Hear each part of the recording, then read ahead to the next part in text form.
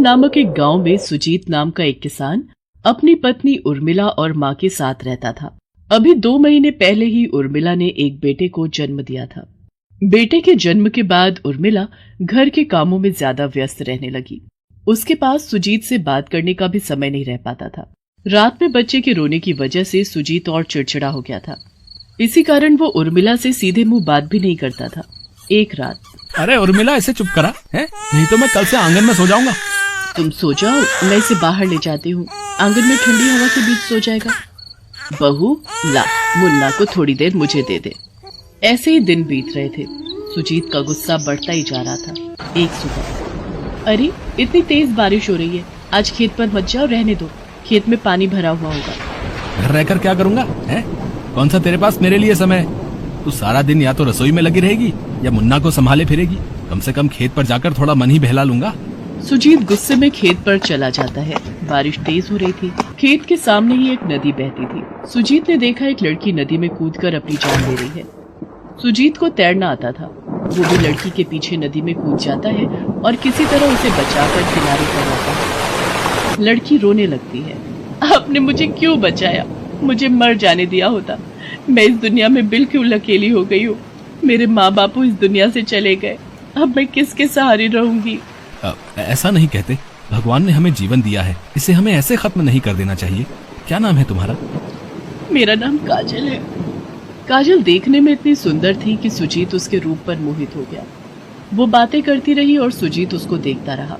सुजीत के खेत पर एक छोटी सी झोपड़ी बनी हुई थी। सुजीत ने काजल को अपनी झोपड़ी रहने के लिए दे दी। अब तो रोजाना ही सुजीत खेत पर आता तो काजल के साथ घंटों बातें करता। काजल उसके लिए गरम गरम खाना बनाती और सुजीत बहुत चाव से खाता। धीरे धीरे सुजीत को काजल से प्यार हो गया और एक दिन उसने अपने मन की बात काजल से कह दी। काजल, मैं तुम्हें अपनी पत्नी बनाना चाहता हूँ। क्या तुम मुझसे शादी करोगी? पर मेरी पत्नी और बेटा भी है। तुम्हें इससे कोई ऐतराज तो नहीं है ना? आपने तो मेरी जान बचाई है। मेरे इस जीवन पर आपका हक है, तो आपकी पत्नी बनकर मुझे बहुत खुशी होगी। काजल की बात सुनकर सुजीत बहुत खुश होता है और वो दोनों गांव के मंदिर में शादी कर लेते हैं। ये बात जब उर्मिला और सुजीत की माँ को पता चलती है तो उन दोनों के पैरों तले से जमीन खिसक जाती है। काजल उर्मिला की सौतन बनकर घर में आ जाती है। अब तो सुजीत हर वक्त काजल के साथ ही समय बिताता था। एक दिन सुजीत को किसी काम से बाहर जाना था। सास अपने कमरे में थी। उर्मिला मुन्ना का दूध गर्म कर रही थी। मुन्ना बाहर आंगन में झूले में सो रहा था। उर्मिला बाहर आई तो उसने देखा कि सांप मुन्ना के बराबर में बैठा है। वो चिल्ला पड़ती है, सांप सांप, कोई मेरे मुन्ना को बचाओ, माँ जी मुन्ना के झूले पर सांप है। क्या सांप? हे भगवान, कहाँ है सांप? बहू, मुन्ना के झूले पर तो कोई नहीं है। लगता है तुम्हें धोखा हुआ है। इतनी देर में सुजीत भी घर आ जाता है और काजल अपने कमरे से बाहर आ जाती है। सुजीत, तुम्हारी पत्नी और माँ बहुत परेशान करती हैं। पता नहीं मेरे सोने का समय है और मेरी नींद खराब कर रही हैं। उर्मिला, मैंने तुम्हें कितनी बार कहा है, जब काजल सो रही होती है उस समय कोई शोर नहीं करना, पर तुम हो कि मानती नहीं हो।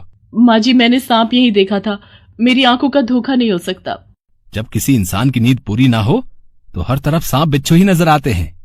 बात आई गई हो जाती है, पर उर्मिला को उसके बाद भी 1-2 बार घर में सांप दिखाई दिया। वो इस बात से बहुत डर गई थी।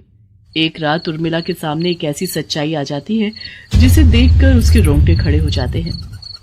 एक रात जब सब सो रहे थे और उर्मिला मुन्ना को गोदी में लेकर आंगन में टहल रही थी, तभी उसकी नजर सुजीत के कमरे की खिड़की पर जाती है। सो जा लाल मेरे, सो जा मीठी मीठी। अरे, ये इतनी रात में काजल बिस्तर से क्यों उठ गई? ये मुंह में क्या चमकती चीज रख रही है? काजल नागिन बन गई?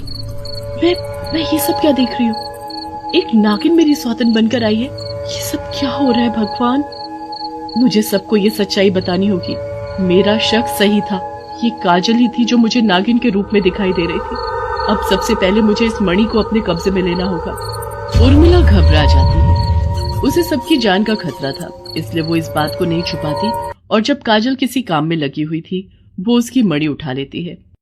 उर्मिला सास और सुजीत के सामने पूरी सच्चाई कह देती है, जिसे सुनकर काजल गुस्से में आ जाती है। ये औरत झूठ बोल रही है, ये हम दोनों से जलती है सुजीत, इसीलिए ये मेरे ऊपर झूठा इल्जाम लगा रही है। मैं कोई नागिन नहीं हूँ, मैं तुम्हारी पत्नी काजल हूँ। इस पर बिल्कुल भी विश्वास मत करना। अगर मैं झूठ बोल रही हूँ तो फिर ये क्या है? ये मणि तो तुम्हारी है ना? जिसे मुंह में रखकर तुम नागिन बनती हो।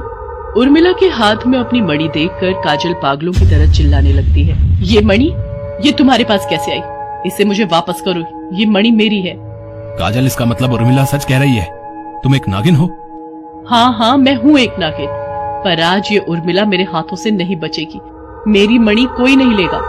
इतना कहते ही काजल उर्मिला के हाथ से मणि छीन लेती है और अपने मुंह में रखकर नागिन बन जाती है। इतनी देर में उर्मिला की सास गांव के सपेरे रघुवंश को बुलाकर ले आती है।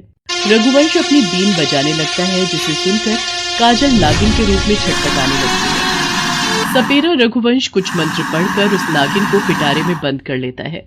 अब घबराने की कोई जरूरत नहीं है, मैंने इस नागिन को पकड़ लिया है, अब इसे दूर जंगल में छोड़ आऊंगा। बाबा, बस एक बार काजल से मैं बात करना चाहता हूँ, क्या आप उसे थोड़ी देर के लिए असली रूप में ला सकते हो? ठीक है, कल तुम लोग मेरे पूजा स्थल पर आना, वहाँ मैं इसे एक शीशे के संदूक में रख दूंगा ताकि अपने रूप में आकर तुम सबको कोई नुकसान न पहुंचा सके।